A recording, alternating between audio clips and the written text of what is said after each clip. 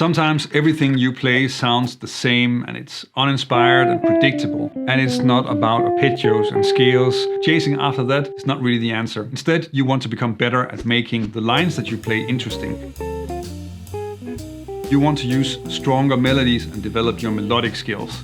In this video, I'm going to show you a few different ways to look at your solo lines and give you an easy way to add some new melodic ideas to your playing. I'm not entirely happy to admit it, but these strategies took me a few years to figure out.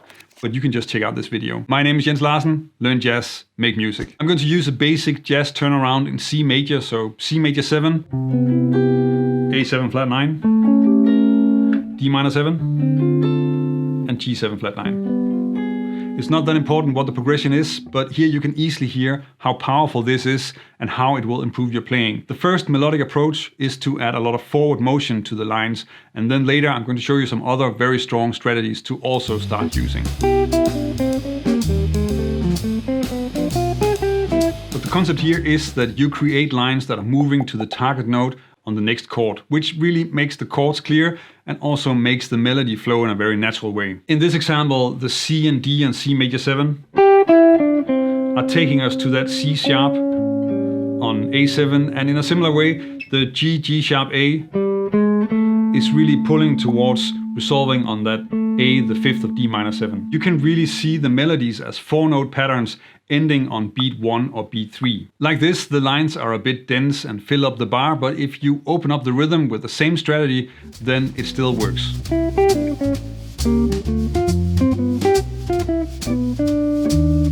Now you have a more syncopated and interesting rhythm, but the target notes are still contact points with the harmony. In this example, the C sharp on A7 is now anticipated and placed on the 2 and instead of the 3. And the melodies in the second bar are also leaving more space and using more offbeats, really just to add some syncopation. This is a great technique, but not enough on its own. Let's have a look at some lines that use what is probably the strongest and most used approach to create longer, more storytelling melodic phrases. The technique that I'm talking about is of course motivic development, the foundation of a lot of storytelling in music. This is the reason that when you hear this, you already know who's coming down the ramp. He has a motif that's repeated and used whenever he appears. A very clear example of motifs, without suggesting that Darth Kessel is similar to Darth Vader, would be this solo on Satin Doll.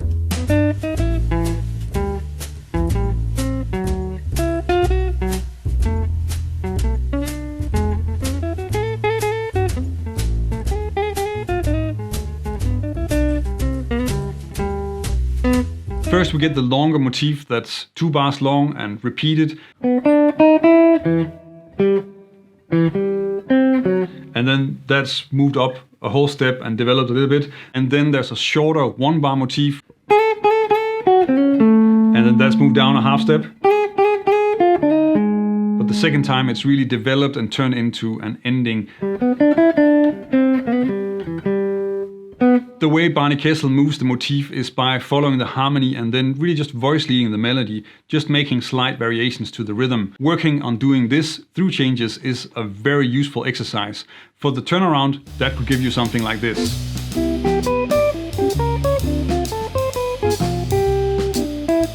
Here the melody is just voice leading the same pattern very closely until the G7,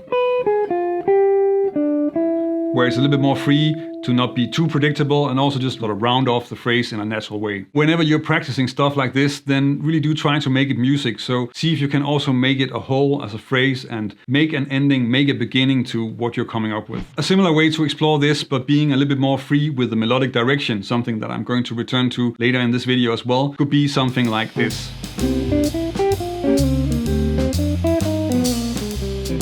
The concept here is to just move down Coltrane patterns through the progression. So C major, then B flat minor, A minor, and then A flat minor. And of course there's a clear connection between each group of notes, but it's also creating sort of a melodic counterpoint because the melody is moving in a different way than the chord progression. Of course, you can do the same thing with a simple 2-note motif and in that way have more room to make the rhythm more interesting. Moving motifs with rhythm is perhaps the technique that's really the most powerful in terms of jazz solos.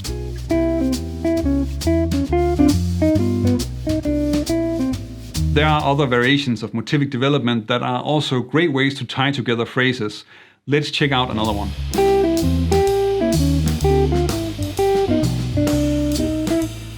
A pedal point is a static note that remains part of the melody or harmony throughout the progression.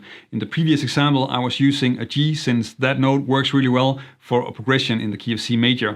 The G is placed in the beginning of each phrase with a little bit of variation in the rhythm, and that's just to make it clear that that is the pedal point. Again, it pays off to explore melodies like this with more accent on the rhythm, something like this.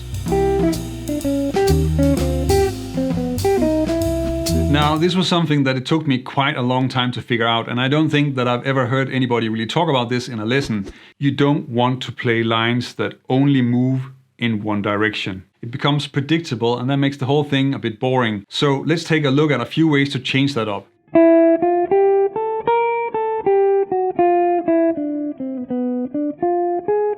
This example is moving to the target notes in the right way, but it's also always changing direction on the heavy beat.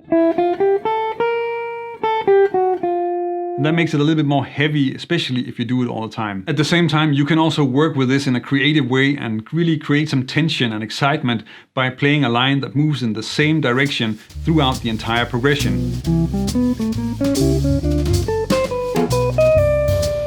And especially with the ascending lines, you get the effect of melodic tension, which is a really cool way to change things up, but you can get the same effect by also moving down.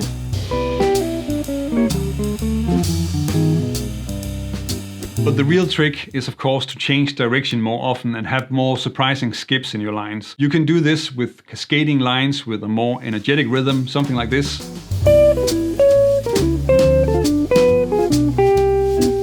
But a lot of it is also about adding some larger intervals into the lines, and there are two ways that are easy to do this and still have melodic natural lines. The first one is to use some sort of pattern with arpeggios, and then let the arpeggio or the triad pull the whole thing together and make sense. And here as well, you can of course open up the rhythm to add some more syncopation to the mix. Another fantastic way to get some large intervals into your lines is this bebop trick that they actually sort of stole or borrowed from Bach, octave displacement. This gives you lines like this. Here you have octave displacement on the E minor 7 arpeggio over C major 7. And also with the F major 7 arpeggio that I'm playing over the D minor 7 chord. If you remove the octave displacement or sort of reverse engineer the line, then you would get something like this. Now this sounds fine, but the movement in the previous example is a lot more surprising and exciting. You can actually use octave displacement in a lot of different ways, and this is something that you definitely want to check out and that can get your solos to sound much more interesting, since it's really a core part of the bebop sound. I talk about that in this video and go over many of the common ways that you can use this in your playing to get that bebop flavor into your solos. Go check that out.